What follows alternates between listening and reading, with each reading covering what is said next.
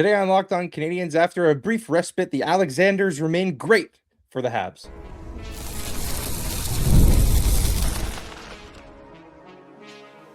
You are Locked On Canadiens, your daily podcast on the Montreal Canadiens. Part of the Locked On Podcast Network, your team every day.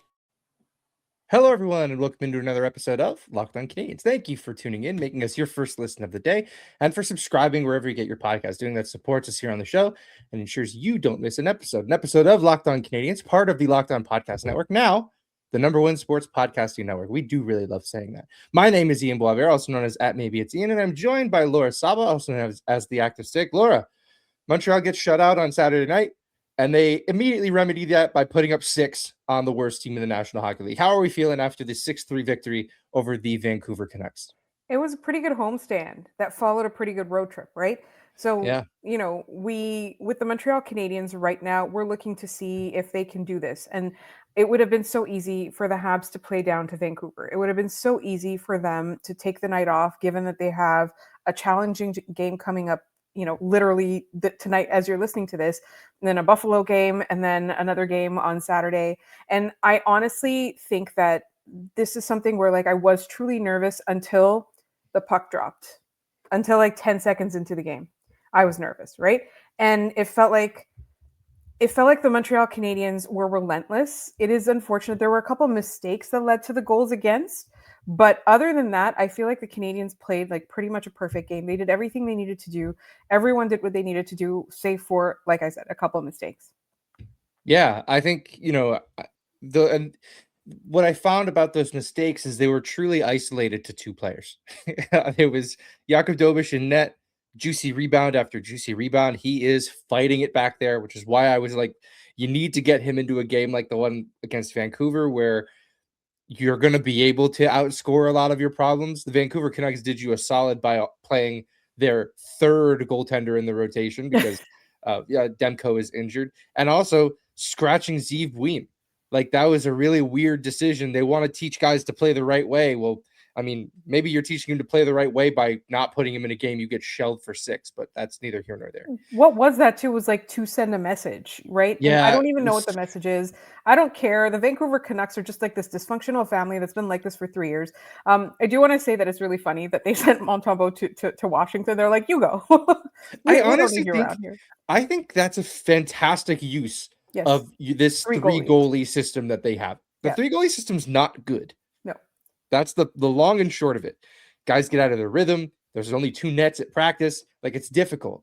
Sending Montembeault a day early on the second half of a back-to-back to go to the next city and be waiting for the Canadiens when they get there is an excellent use of that predicament that the Canadiens find themselves in. So I'm glad you mentioned that, because I also thought that was pretty crafty by the Canadiens. Yeah, absolutely. This is what you're going to do when you have these many goalies. And I know we have to talk about what to do with the Laval Rocket having a 3, I think it's 3 in a row coming up, but let's not worry about that for now. Let's worry about right now. I think Jakub Dobson, if he didn't have that rebound problem, he played really well.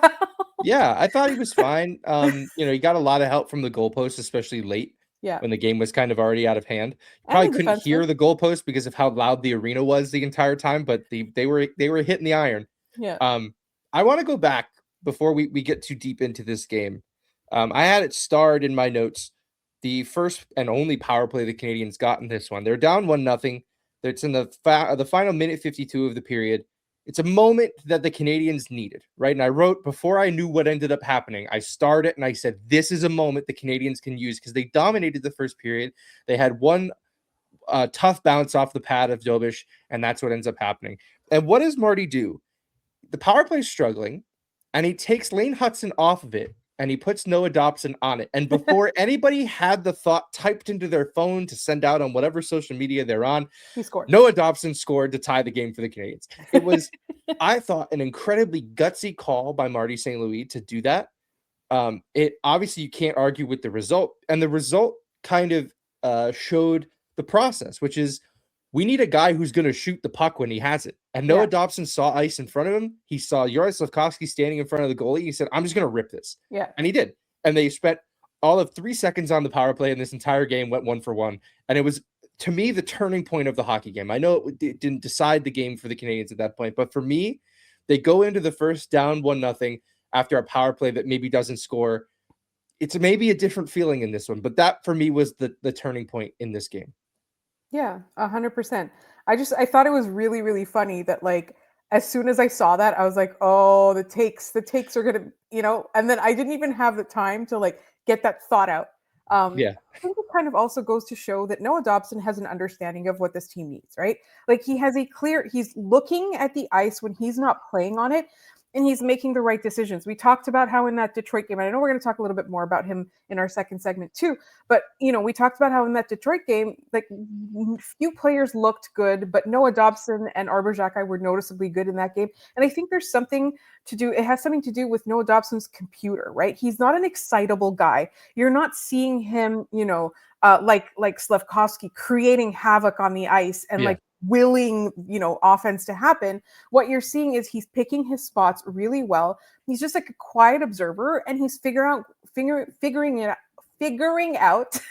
where to be and what to do. I am clearly not the Noah Dobson in the equation. You're figuring it out as you go as well. I I am. understand. I'm having a Jakub Dobish rebound night. Yeah, I think we talked yesterday about Arber Xhekaj and how he is a moments defender, right? The moments are what matter for him. In this game against the Vancouver Canucks, the moments were bad, right? He did not, in those moments, he made poor plays.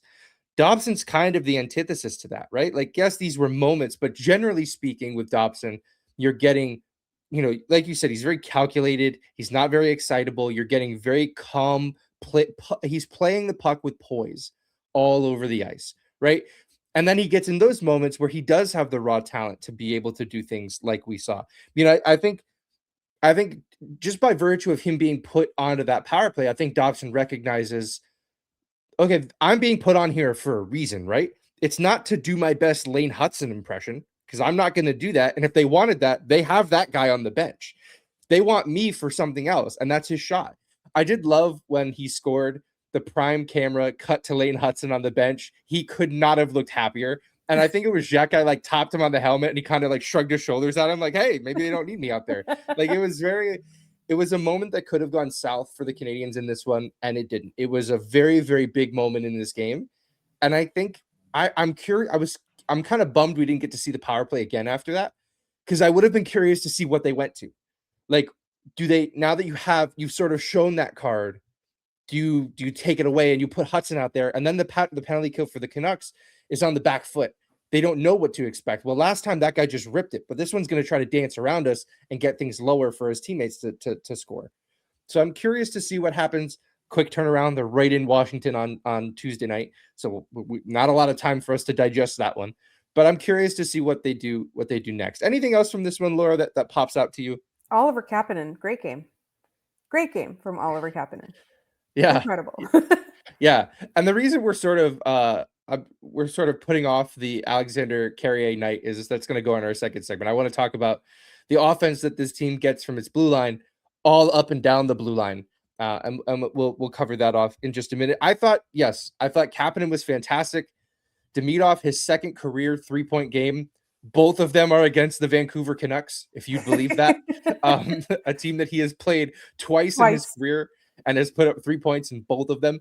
Kind of a weird metric. I mean, it just seems like if this was the Canadian bubble year, yeah, he would have won the Art Ross. Like, he would.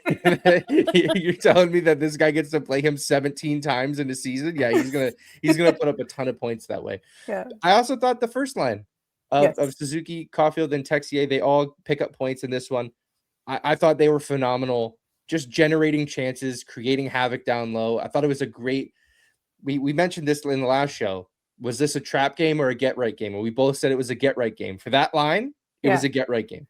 I felt that the top line was putting the most pressure on the Canucks, and the second line, the Demidov line, the Slafkovsky line, was generating the most offense. Does that make sense? Yeah, because I think the second line operates more as a quick strike transition offense, right? We sort of see that on a lot of their scoring chances. It goes from the other team has the puck in the Canadian zone to in the back of the other team's net in the blink of an eye. And that's why that line won't generate a ton of possession numbers. It won't generate a lot of the expected goal numbers, because They're very quick strike. They're just going to go up the ice and beat you. We'll see how long that works out. But given the construction of that line, it seems like it's fairly sustainable to say that they'll be able to generate those rush chances. And like Slavkovsky will be able to find one of Demidov or Kapanen going across the grain. So very exciting to see that line continue to dominate. And another 3-point night and another goal from Oliver Kapanen. He's on pace for, I think, a little over 30, maybe 30 on the nose, which is crazy. It's nuts to think that this kid is going to could score 30 goals as a rookie for the Montreal Canadiens. All right, we'll leave that there. When we come back, we're talking the blue line. The Canadiens have the second most points in the National Hockey League from defenders. We'll talk about what makes them successful and who they might be able to get more from when we come back on this episode of Locked On Canadiens.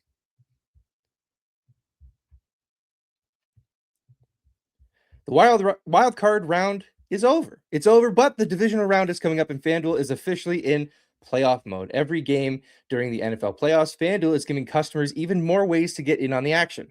Because right now, every NFL playoff game day, FanDuel users get Profit Boost Pack waiting for them inside the app. Each day, you'll see a pack loaded with multiple profit boosts you can apply to the bets you like. Open your Profit Boost Pack first thing on a game day and see what boosts you want to apply. The boosts let you lean into your game day instincts, whether you're backing momentum, you're looking at defenses, you're looking at quarterback play or coaching. The boost gives you more juice on the bets you already like, instead of forcing you to bet something you might not want to. Every play feels bigger, and the boosts make your bets feel that way too. You make your picks, then you apply your profit boosts to go after even bigger payouts while the playoffs get rolling. So visit FanDuel, an official sportsbook partner of the NFL, and grab your Profit Boost Pack every NFL playoff game day.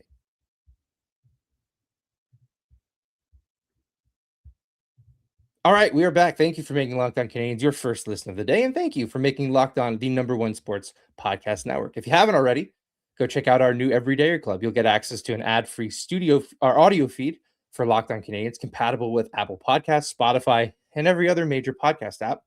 You also get an invite to the members-only Locked On Everydayer Club Discord server, which includes a group chat just for listeners of the show. I'm going to be in there, so come hang out. Go to lockedoncanadiens.supercast.com to check out that link, or you can just head right to our show notes in the description, and you'll find it there as well.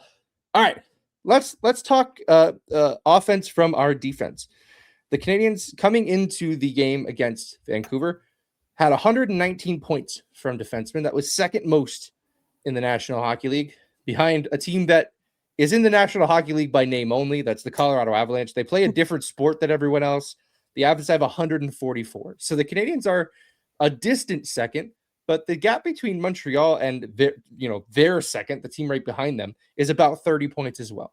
So the Canadiens have an offense here that is truly starting to form from their back end. It's especially kind of fun when you consider that it's not coming from all six of their defenders, because Arbor Xhekaj, I believe, to this point in the season, has 2 points.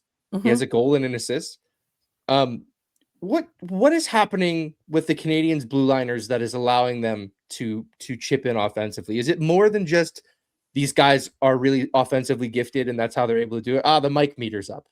I forgot. It's a shame. It's shameful that we went this long without it. What a season he's been having. Yeah. And I mean, look, he scored ultimately the game-winning goal. So that's a 5 out of 5 for me on the mic meter. He did. It was incredible. I think what it is that the Montreal Canadiens actually do have weapons up front that are able to convert what a Mike Matheson is doing. Obviously, Noah Dobson was a massive addition this season. Lane Hutson was always going to be like this, which, I've eaten crow on this so many times. I said he was going to have a sophomore slump. So far, we haven't seen anything close to it. But I think you've got players who can put pucks on sticks. And now you've got players who are receiving that and generating offense instead of the play dying, right? I think that's a huge thing. Mike Matheson has had a phenomenal year. Noah Dobson has just been incredible, as advertised, really.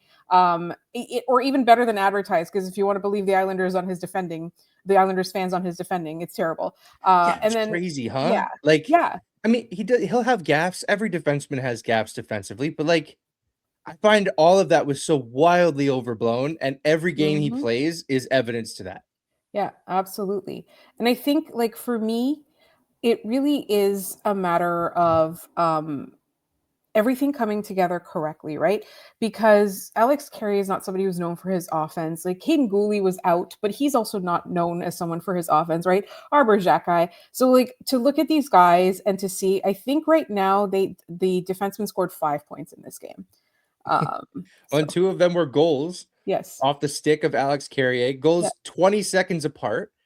They also scored their last 3 goals in the game were 6:05 apart, so they really just Mhm. kind of put a quick end to this one.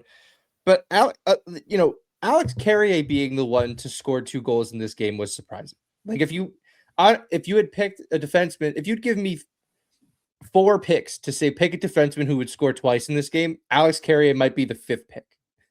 Yeah. That's just not who we expected. Yeah, I would have expected it from Caden Gooley before I would have expected it from Alex Carrier. Yeah. I think what was interesting is that Alex Carrier has had a kind of a tough season because people have kind of figured out what he brings to the table. I think he got noticed a lot in the playoffs. I think he got noticed a lot in Montreal and in the playoffs, and people are kind of combating what he's able to do. He's not a very large player, even though he's a very physical player. And I find that in a lot of instances this season, like, other teams have been able to kind of keep him in the periphery, if that makes sense. Whereas the Vancouver Canucks were not smart enough to do that. No, and I think the Canucks, the thing about being able to target a player like Alex Carrier in the playoffs is a luxury. Like that, being able to do that is like we have enough guys to say we can go after one of their. I mean, the Capitals were so smart to do that because it was so obvious the Canadian season flipped on a dime when they got this guy. Right. Right. It's obvious that he is a key cog in whatever they are doing. You might not even need to fully understand how that is, but giving him no time and space is a pretty good way of making sure he can't do those things. Yeah. So if the Canadians make the playoffs this year, Alex texts you better watch out. Yeah. Well, and the thing too, like if the Canadians make the playoffs, which they're well on their way to doing, they have Noah Dobson now. Yeah. They have Alex Carrier much, in a lower role. He was just effectively playing. It was him and Matheson, was it not, for most of the playoffs last year? Like Yeah. that's crazy. Both of those guys, I mean, Matheson will still play a ton, but Carrier won't play as much. Right. And I think, like, again, we're talking about defensemen right now, and a luxury the Canadians have is that if people figure out the Matheson-Dobson pairing, you could just split them up. They are at their best together, but, like, you're still, you've got 2 pairings with these guys on them. I think it's still, the Canadians are still in a much better position. But I think really to get back to your original question is that, yes, Noah Dobson has been a fantastic addition. Yes, Lane Hutson is one of the cogs in this wheel, and he's going to be one of the most important players for this team for a long time. Yes, Mike Matheson has had, this resurgence, but at the end of the day, I feel like the big difference has been that there are people up front that can pick up what they're putting down. Yeah, I think that's a big part of it. I think that we're also seeing the Canadians' identity being developed in front of our own eyes, and that's that of speed. And, the thing with the defensemen is, yes, a lot of the defensemen are fast. I mean, Arbor Xhekaj, when he had the puck on his stick in this game, looked pretty fast coming down the wing. A lot of these guys can really scoot when they have the ice in front of them to do so. I think what helps is that the defenders are freeing up pucks and getting pucks out, and then the Canadian speed is just taking over from there and allowing those one puck recoveries in the corner to turn into points for guys like Dobson, for guys like Matheson, even for Hutson. Hutson generates a lot in a lot of other ways, which is why he is second on the team in scoring right now with 45 points. But like, it's not really, what's that? It's incredible. Yeah. It's like, I can't believe this is ours. But yeah, it's incredible, but not enough for the Olympics. Yeah. I think it's a structural thing for this team that, if you win a lot of those puck battles and you're able to move the puck out of your own zone, you're going to pick up points just by virtue of doing that.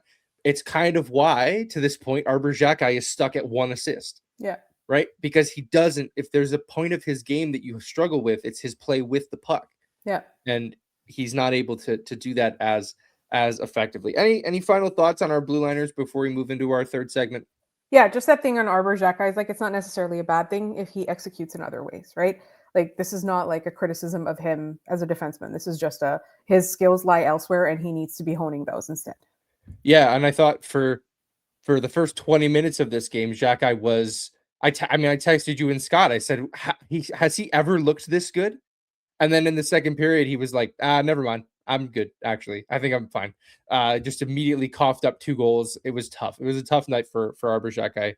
And the ice time kind of bore that out towards the end. All right, let's leave that there. When we come back, I want to talk about Zach Bolduc, because it's never a good time to do it after a loss, because I don't want it to seem like we're dunking on the guy, but something is going on with this player, and he's having a hard time fitting in. We'll get into that in just a minute here on Locked On Canadiens.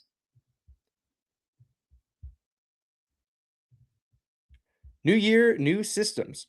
This is the time when a lot of us look at the messier parts of how we run our business and think there has to be a better way. And there is. Streamlining your communications is one of the quickest upgrades you can make. That's why today's episode is brought to you by Quo, spelled Quo, the smartest way to run your business communications. Because when your team is reachable, organized, and communicating in one place, you're not just working cleaner, you're creating more opportunities to connect with customers. I love how simple Quo makes everything. Your whole team can call and text from one shared business number so nothing gets missed. Everyone sees the full conversation thread, which makes replies faster and more personal. It works right from your phone or computer, and you can even keep your existing number. And Quo's smart AI tools automatically log calls, summarize conversations, and highlight next steps so details never slip through the cracks. It's no surprise Quo is the #1 rated business phone system on G2, trusted by more than 90,000 businesses, from solo operators to growing teams. Make this the year where no opportunity and no customer slips away. Try Quo for free, plus get 20% off your first 6 months when you go to quo.com/lockedonnhl. That's quo.com/lockedonnhl. Quo, no missed calls, no missed customers. All right, welcome back. I find that, when we talk about players who are underperforming and it comes after a bad game, it doesn't go over well, because it makes it just by association, it makes it seem like we're putting everything on that one guy, which is why after the Canadiens were shut out against the Detroit Red Wings, I sort of went against my initial instinct to not talk about Zachary Bolduc, because I did not want it to seem like this guy was wearing that loss, because he didn't. He was one of the same guys who were on the ice for the Canadiens. Now the Canadiens have won. I feel it is a safe space to talk about a player for the Montreal Canadiens who has, I believe, now gone 11 of his last 12 games without scoring a point. Does that concern you? Does that metric of is point scoring how we should be viewing and judging the play of Zachary Bolduc? Is that fair, Laura? You are muted, Laura. I'm going to say it depends. I know it seems like a cop-out, but not really. So I think the problem with Zachary Bolduc is that he's a player that is underdeveloped, and the Canadiens don't have a situation in which to develop him right now, right? They don't have the ideal situation in which to bring out the best in him, and in which he can figure out his own role. I don't think he's a bad player by any stretch. And I think a guy like Zachary Bolduc, or any player, right? The point totals don't matter if you're doing other things right. And I think the problem is he hasn't found a way to do other things that would help the Canadiens generate offense, make it tough on the other team, put pressure on the other team, or be defensive. Like, he hasn't been doing things that will help that. And I think one of the things that, we joke a lot about second half slack in the last couple of years, but in the first half, like, even though he wasn't really scoring, there were a lot of games in which he was doing things to physically take control of the game, right? And so it's unfair to compare these two players. It is completely unfair. But the point that I'm getting at is, if you are not putting up points, that's forgivable if you're doing other things that will help. I mean, it's like, you look at Josh Anderson, right? Like, Josh Anderson from last year. Josh Anderson from this year is injured and going to Washington, and I fear he's going to play to fight Tom Wilson and then get injured all over again. Like, I really think that that's his goal. But anyways, Zach Bolduc, there have been so many injuries on this team. It would have been a prime opportunity for him to prove something, and he's not done that.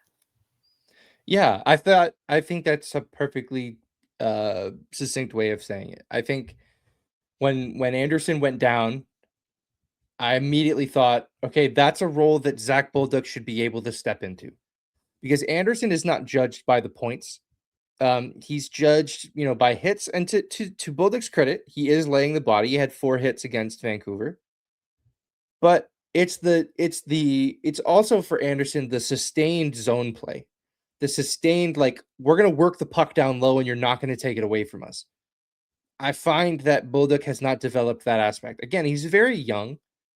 I still have a hard time trying to imagine he is anything more than at most a third line forward, which is fine, because quite frankly, he is more guaranteed as a third line forward than even Logan Mailloux was as an NHL defenseman, period. Yeah. And I know people loved that player, that prospect, when he was in the Canadian system, but you talk to people who watch him. I mean, I've watched him with my own 2 eyes. The struggles that he had 2 years ago are still struggles that he has now. Like, he has not developed in that respect. On an entirely different team. Right, different team, different system. So I'm looking at this and I go, this team's about to get a bunch of forwards back, Laura. Is it not worth sending him to Laval for a minute? Is he I eligible believe for he's that? eligible to go to Laval. I'm actually going to look at that now just to make If sure. he is, why not? Light a fire under his butt, get some confidence back. Yeah, Zachary Bolduc can go down to the Laval Rocket. He is waiver he is ineligible for waivers. So that is something that I think the Canadiens should think of doing, especially because, yes, Anderson's coming back. That's not really a threat to Bolduc's ice time, so to speak. But, the one thing that I think is keeping him in over other guys is he plays on the power play. He plays on the second power play unit. Well, Doc and Line are on their way. And either of those guys can be on the second power play unit easily, and nobody would bat an eye. Yeah, so absolutely. Once that's taken away from him, I seriously wonder, like, what is it you do here? And I'm running out of, ways to try to watch this player and try to pick out, well, he did X well. It's just, he's oftentimes just he's a bridge player. He just gets you to the next shift. Yeah. And for a first round pick, for a guy the Canadiens traded a first round a player who was picked in the first round for, yes, he's young, but you would kind of hope he'd be more than that, right? Yeah. Yeah. Especially when, yeah, go ahead. He could be more than that 2 years from now. Sure, for sure. The problem is, and I think the Canadiens, or I should say Bolduc, is a victim of the team's success in that, like, we're not really in the developing game anymore when it comes to a lot of the forwards. The defense, I agree, there's still some works in progress back there. But, like, I mean, it's really Demidov and maybe a little bit of Slavkovsky still developing of the roster forwards, and Kapanen for sure, as well. But, like, Bolduc had 20 goals last year, man. Bolduc played on a power play unit last year and had plays drawn up where he was the finisher on them. Mm-hmm. And he was brought in under the guise of, well, it was really when he started to play his forecheck that his game took off. Man, I haven't seen it. I haven't seen it enough. I haven't seen a player who wants to do that for more than a shift at a time. Like, if you want to be that forechecking presence, you can't just do it one shift and go, that's it. Good. Like, you keep doing it. I want to sit him down and hold his eyes open and make him watch Josh Anderson tape. And then that's not to say, like, I hope we turn this first round pick into a guy who is Josh Anderson, because he has other stuff going for him. But with his skills, if he plays the way Anderson does, he'll find more opportunities to use his skill set. Yeah. Like, how many times does he get a chance to shoot the puck at 5-on-5? Not a lot, because they don't have the puck a lot at 5-on-5 when he's on the ice. Yeah. So it's a challenge. Absolutely. And again, like, I think it's not to say that he's not a good player or that there's no good player in there. It's just to say that, like you said, maybe it is the fact that the Canadiens aren't in the developing game anymore. And that's why he's the odd man out now.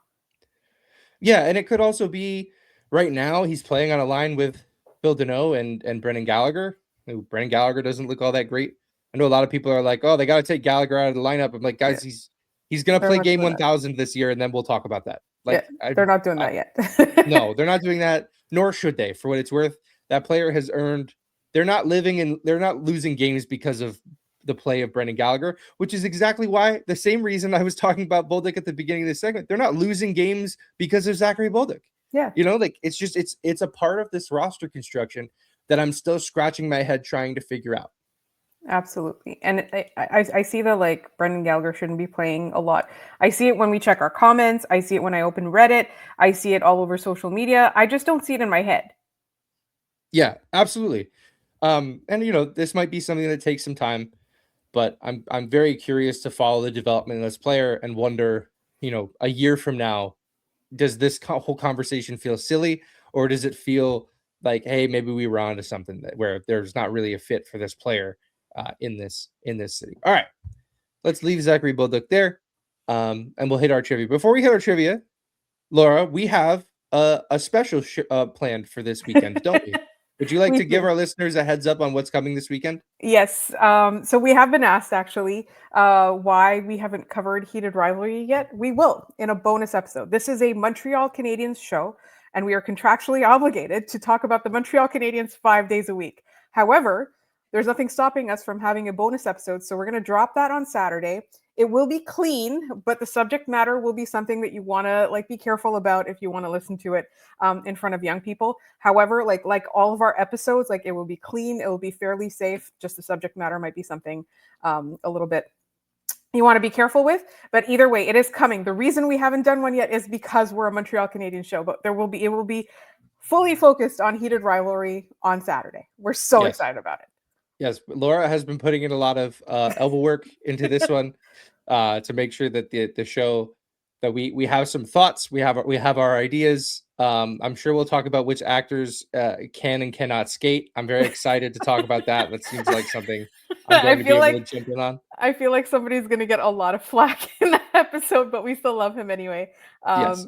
But yes, and by putting in a lot of legwork, he means I've been sending 100 memes a day to 3 different people. That's what podcasting is, man. We just send memes around. That's all this is. You guys think this is hard? It's not hard. We just kind of goof off most of the time. So yes, look for that this weekend. It'll be listed as a bonus episode. It'll hit your podcasting apps at some point over the weekend. When we have more of an idea of when that'll come out, we'll be sure to alert you. But we wanted to give you that programming note. Again, it will be clean to listen to. The subject matter is very not. So viewer discretion is advised for what it is worth. All right, let's leave that there. I'm very excited to do that, but we have to move on to our trivia. Yesterday's question: when was the last time the Habs had multiple hat tricks in the same season? Laura, do you remember the answer to this one? Was it 22-23? It was 22-23. Christian Dvorak against St. Louis, Raphael Harvey-Pinard against Columbus, and Yoel Armia against Washington. It's kind of shocking. That's a hat trick of hilarity right there. It's the funniest. I think it's the funniest combination of players you can have score a hat trick, I think, across the National Hockey League. I don't think there's a lot of teams who are like, hey, Luke Glendening scored a hat trick along with 2 other funny players. This is the funniest one. The person who remembered it was Kyle Roberts. They shouldn't have even wondered. That seems like a question right up Kyle Roberts' alley. So thank you for playing. Today's question, this was Alex Carrier's 13th multi-point game. It was his 5th with Montreal. The rest came with Nashville. What do each of these 13 multi-point games have in common? There's some unique thread that combines all of these, or should I say, makes all of these alike. What is it about all of these games that Alex Carrier has scored at least 2 points that is special? If you have the answer, put it in the comments down below this video. Let us know how smart you are, and we will give you a shout out in the next episode of the show. And that is going to do it for us today on this episode of Locked On Canadiens. Thank you for tuning in, for subscribing wherever you get your podcasts, and for making us the #1 sports podcast network. We do really love saying that here at Locked On. If you never miss an episode, the Everydayer Club is built for you. Get Locked On Canadiens ad-free, plus members-only Discord access, and more. Head to lockedoncanadiens.supercast.com to join the club. For those of you on video, we send you to the first ever 24/7 National Locked On Podcast Network YouTube channel. On audio, make sure your second listen is NHL Game Night on Locked On NHL. You can find the show at Locked On Canadiens everywhere we're posting things, Blue Sky, Instagram, and TikTok primarily. LockedOnCanadiens@gmail.com if you want to send us a mailbag question or just you want to share your thoughts with us. We've been getting a lot of those lately, and I really love that you guys are pondering things, and your first thought is, I have to tell these two people. We really do enjoy that. You can find me at Maybe It's Ian. You can find Laura at The Active Stick. Thank you once again for tuning in, and we will see you tomorrow after the Washington Capitals game. Enjoy.